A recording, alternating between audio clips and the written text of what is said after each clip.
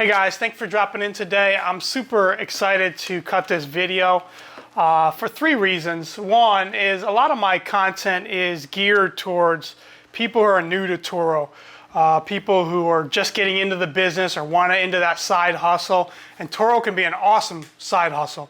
It can bring in revenue, but a lot of my content is geared towards people that are new to it and try to help you eliminate some of the mistakes that I've made, some of the mistakes that a lot of the other hosts have made, and really allow you to immediately be productive in the business, immediately have a side hustle that limits your amount of risk. You're always going to have risk in this game, and the goal is to put yourself at the least amount of risk possible. And this strategy is, it's a strategy that whether you're a brand new host or you've got 100 cars on the platform and you run it as a full-time business, it can be helpful to you. And I want to reward those of you that have found me somehow, whether someone, and give you really the best content that I can right from the get-go. I've been in this game a little while, coming into 5 years now, and I've done very well in it, and some of it is a little bit of luck, but also my background and my experience, helps in making the best possible decisions concerning what cars to buy, and all that kind of stuff. So I want to jump right in. One, I'm excited because this is going to be a video that can be used for new hosts. Secondly, I get to share with you some kind of personal things that happened in my life that I hope can be a help to you, an encouragement to you. And if, look, story time is not your thing and you don't really care about that, you just want to get to tell me how to make more money, you just skip through about half the video and we'll get to that in the end. But before I go there, I want to rewind in my life about 7 years ago. And 7 years ago, I was at an all-time high. I had climbed the corporate ladder. I was working for one of the fastest growing companies in the US at the time, and it was a company that was literally changing the world. That company, shortly after I left, was acquired by Tesla, but it was one of Tesla's sister companies that started at the same time. And I had climbed the corporate ladder. I had the six-figure job. I had the company car. I had the stock options. I had two brand new babies. My son was 2 years old. My daughter was just born. And I was living at an all-time high. I had a territory that I was covering for this company. I covered half of Maryland, half of Delaware. And I was in great graces with the company. I was a part of their growth in this area. And I was living the dream. I really was. My ninth anniversary, wedding anniversary, my company had their big Las Vegas kickoff where they flew all the managers out to Las Vegas. They did it was like a 3-day shindig. They rented this massive Coliseum event place, and it was a lot of fun. It was a lot. So I came up with this idea. It was real close to our anniversary, and so I was going to surprise my wife at the time about this trip. And I had taken some time after the event, and I was going to surprise her and let her know that, hey, I'm going out for our annual kickoff, Vegas. I want to bring you with me. You can hang out for a couple days, and then afterwards we'll go up to the Grand Canyon and so forth. And that's exactly what I did.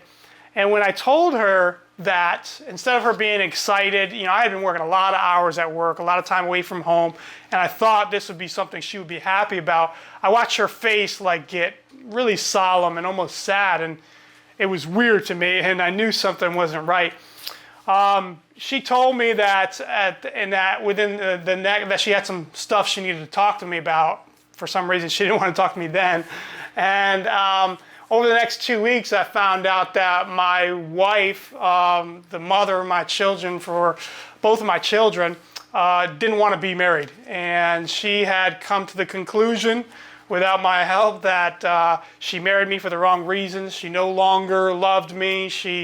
And she wanted out of the marriage. And my life over the next 6 months went through a spiral. And if you don't believe that life has ups and downs, when you go through that, you will. Because I went literally from the highest of highs to the lowest of lows. In 6 months' time, I lost my wife, I lost my marriage, I lost my family as I knew it.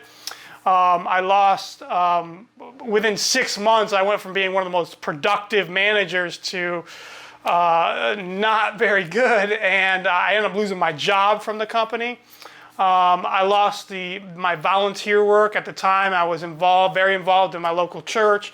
I was a couples pastor, so to speak, and I had a small groups, a team of about 50 to 100 couples, as far as that goes. 50 couples, about 100 people total. And I lost all of that within 6 months' time. The next 2.5 years were incredibly difficult for me. I did everything that I could in my mind to salvage my marriage, my family, my home, all the things that were important to me. And ultimately, nothing I did worked. And I went through a divorce, and maybe some of you have gone through that before. But it's not a good experience. It was very challenging. I literally went through 2.5 years of hell.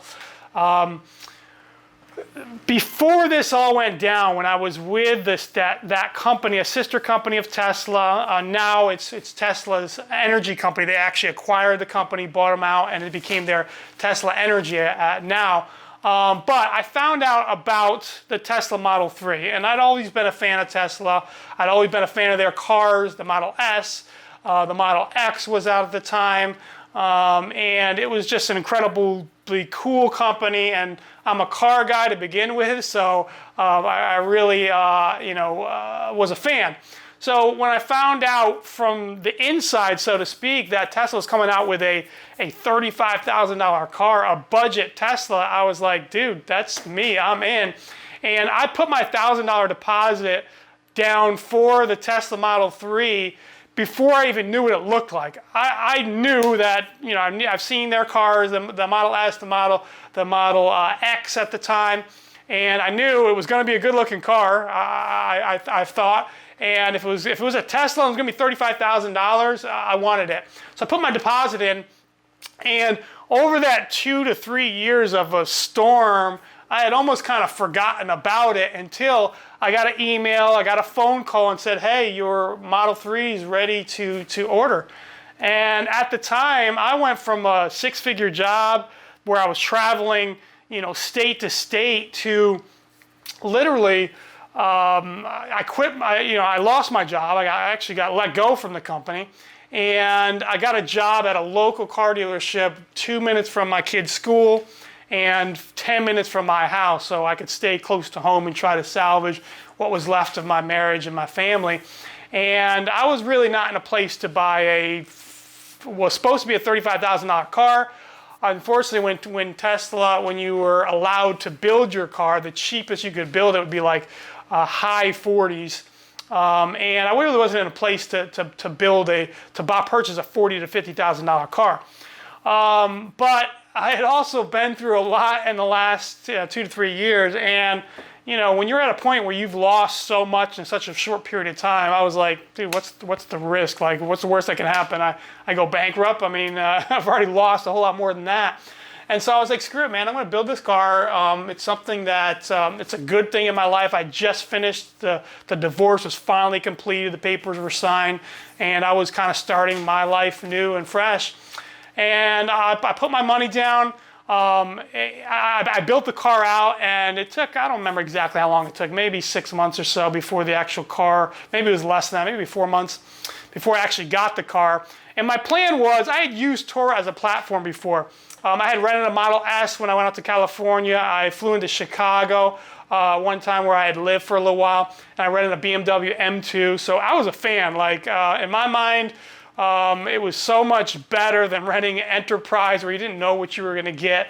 It wasn't that much more to get a really cool, fun car, and then getting it from another personal individual I thought was kind of cool. I thought it was a great idea.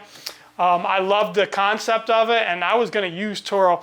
But when I got my Model 3, I wanted to use Toro to subsidize somewhat of my payment, like maybe some of you have. And I put it on the Toro platform. My thought was if it rented 2, 3, 4 days of the month, great. It would pay for that $15,000. My car ended up being around $51,000 to $52,000.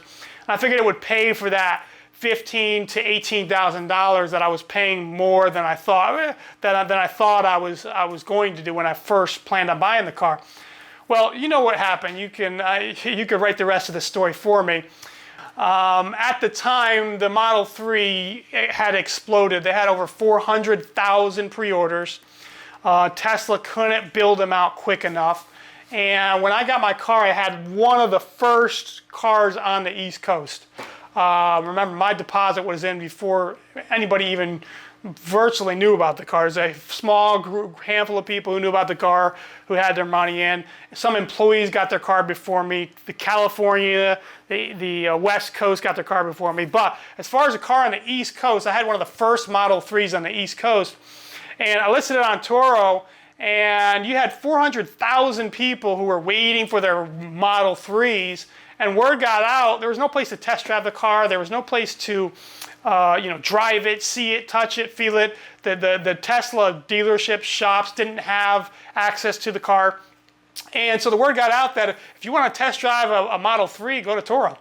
And you know what happened? The car just started booking up. Instead of 3-4 days a month, it was booking out. I was lucky to have 3, 4, 5 days a month where it wasn't rented.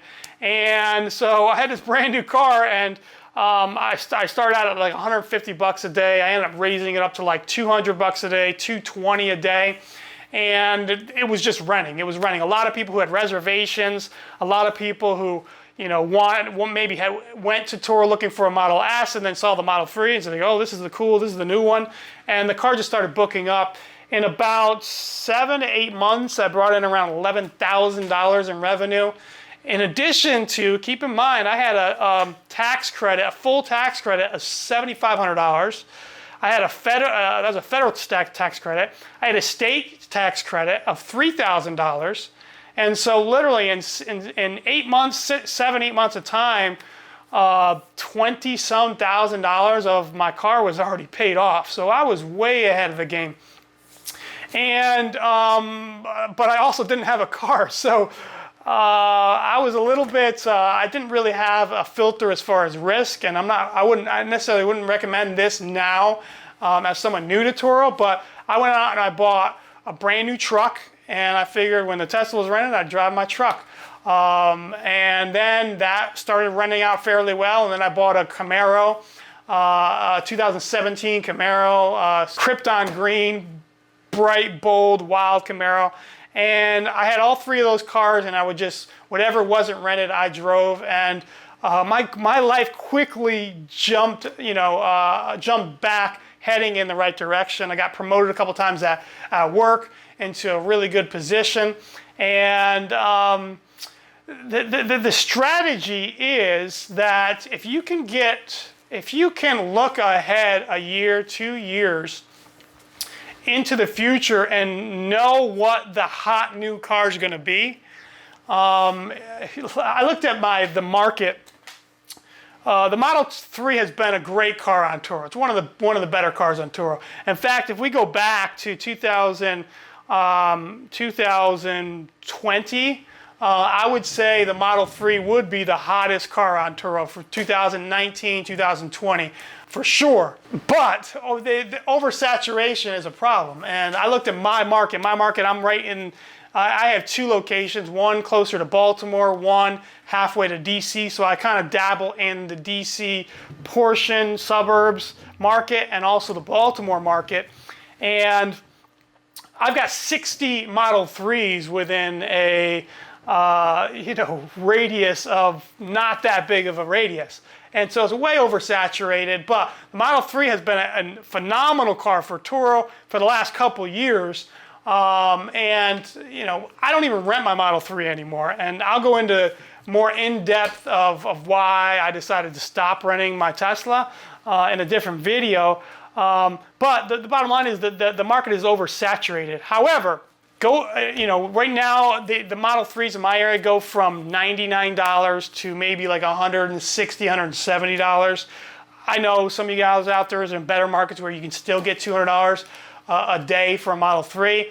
And this is even in this inflated type of a scenario that we're going through right now. But if the strategy is very simple. It's finding whatever the hot new car is going to be. It's getting an early allocation, getting that car before the masses have the car, before the Toro, the educated, even successful Toro host can get a hold of that car, and having that car on the market that first year, you can bring in you can almost name your price on the car, bring in massive amounts of profit and productivity with very minimal risk as far as the vehicle depreciating, the asset depreciating. A lot of my game, a lot of my business, a lot of my strategies revolve around purchasing the very best cars with the lowest amount of depreciation. And if you can get a car that's super hot, that people want to rent, that people want to pay extra for, and in the meantime, that's not going to depreciate over its first 1, 2, 3 years. My car right now, the Tesla Model 3, and I get it, this is a really weird time for the used car market, but I could probably get $40,000 to $42,000 for my Model 3 if I sold it right now. And the car is very close to being paid off. And so you can see how productive and how safe of an investment that type of vehicle can be. Now, the Model 3 is not the hottest car on Toro anymore. It's oversaturated. They're in every market. It may be the most popular hosted vehicle on Toro, and there's good reasons for it. It's super low on maintenance costs. Forget brake pads and any very minor mechanical things. It's a very low maintenance vehicle. It brings top dollar still comparatively for the price, but it's way oversaturated. And to me, to rent out my Tesla for $99 a day, $109 a day, $120 a day, and Toro gets a good chunk of that money. Like, I have my own reasons why I don't rent it anymore, but my point is, it's not the hottest car anymore. The hottest car right now on Toro is the C8, the mid-engine Corvette. I have one already. It's fitting that this is the car here for this video. My Corvette's in the shop, so it's fitting because this goes along with the story. This is my first car on Toro. This is the one that started it all. But the hottest car right now is by far, and if you disagree with me on this, you're wrong. Maybe you can make a case for a Model Y. If I had to choose between if I'm purchasing a new Tesla, I got to choose between a Model 3 and a Model Y. Even though the Model Y is more money, I probably would pay up for the Model Y because there's a whole lot less of them on there. If I was going to purchase a Tesla right this moment, or in the next few months, I would try to get a Model Y with a third row. Would be a great vehicle. You could get good money for that, and it adds having those extra 2 seats, even though they're mostly for smaller kids. Maybe you could make a case for the Model Y, but it's still not even close. You can get $300 a day for the C8 all day, every day, $350 on weekends. Some markets, Miami, certain markets, you can get $400 plus. And I've done, as well as I've done with the Model 3, my C8 is already ahead of the Model 3 as far as the amount of revenue versus what the car is worth. Now, I get it. Some of this has to do with a really weird market scenario that we're in the sense that, did I expect my Corvette, which I had put an allotment in a year before, as soon as I realized they were making it, and getting one of the first C8s on the market, being able to buy the car for MSRP, not a penny over. And did I expect the car to literally go up in value $1,000 to $1,500 a month since I've had it? No, not at all. And that's not the norm. However, no matter what the market was, the mid-engine C8 was always going to be a very low depreciating asset, and it was going to be able to bring in top dollar. And it was just a matter of being one of the first ones on the market. Eventually there'll be a bunch of C8s out there, but it'll still be a great renter. The C7 is an outstanding vehicle for Toro and brings in great money, especially throughout the summertime months. The C8 is just a level above, and it is by far the hottest car, the best car for Toro. If you can get your hands on one, I do not recommend paying 10, 20. Right now they're going for about 30,000 over MSRP for a new one. But if you can get your hands on one, you know, anything close to MSRP around that range, and I can't recommend paying way over MSRP because eventually what goes up, what must come down, and there will be a correction as soon as they're able to start, you know, putting those out there and able to sell as many as they want to sell of them. Unfortunately, or fortunately for me, unfortunately for some of you, the chip shortage is going to be an issue for C8 production for the next probably couple years into the market. So if you got a C8, man, you know, you're doing well on Toro this year. I can guarantee you that. But the strategy is very simple. It's thinking ahead a year, 2 years out, and trying to find what is the next vehicle going to be, what is the hottest vehicle going to be, in getting an allotment, a reservation, a foot in the door, and having one of those first vehicles where you have demand that surpasses the capacity to bring that vehicle out to the mainstream. When you can find a vehicle like that, not only are you going to get extra massive amounts of revenue from people who have reservations on the car. You know, when someone had is purchasing a 50, 60, 70, $80,000 car, and they've been waiting months and a year, you know, their desire to see that car, to touch and feel and get a feeling of what they're getting, you know, the dollar amount doesn't matter. $200, $400, $500 to take a C8 for a weekend and pay $500, $600. They don't care. They're waiting for their 60, 70, 80, 90, $100,000 car. They're not, that's nothing money for them. And so when you can find a vehicle like that, you bring in a massive amount of premium customer that will pay whatever it is. And then as that car does get out into the wild, so to speak, and starts popping up all over the place, as people see that vehicle, then they go to Toro and you get another influx. And literally for anywhere from a normal market of 8 months to a year, to a market like right now, which is going to take, you know, a year and a half to 3 years, you're able to maximize a massive amounts of profit.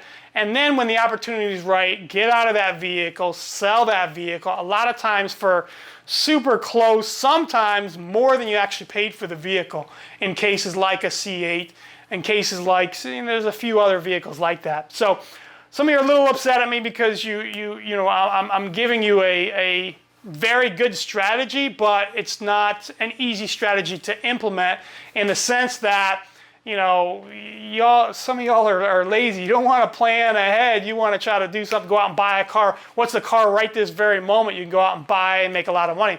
Well, sometimes it doesn't work that way. And, you know, start now planning, looking ahead, and building out your business. Tesla Model 3 has always been one of the best cars on Turo. The hottest car right now is C8. The C8 Corvette by far. There's other good ones out there, but the C8 is by far. A Wrangler's always been a great vehicle for Toro. The Jeep Gladiator, I recently purchased the Jeep Gladiator. That's a great vehicle for Toro. Convertible truck. It's got some Wrangler vibes to it. You can, you know, if you want to, you can take the doors off. You can take the roof off. It's a fun, interactive vehicle. Works for just about every market. But the best thing is to find out what the next vehicle is going to be. My next video, I will post the next 2 hottest vehicles on Turo. The one of them is right around the corner of coming out and getting on the streets. And the second one will be a little bit later to market, but it'll be by far the best vehicle that's ever been able to be listed on Toro. And if you have access to an early one of those, I promise you, Toro will be a good business for you, a great side hustle for you. It'll be what the Model 3 is, and then some. It'll be what the C8 is with better qualities. And next video, I'll give you both of those. It'll be a lot shorter. I'll skip out the story time and the personal tear-jerking stories, I promise you. But check in for that, if you will. Lastly, closing out, as always, Toro's a game. If you're going to play the game, know the rules, have fun while you do it, and be safe. I'm out.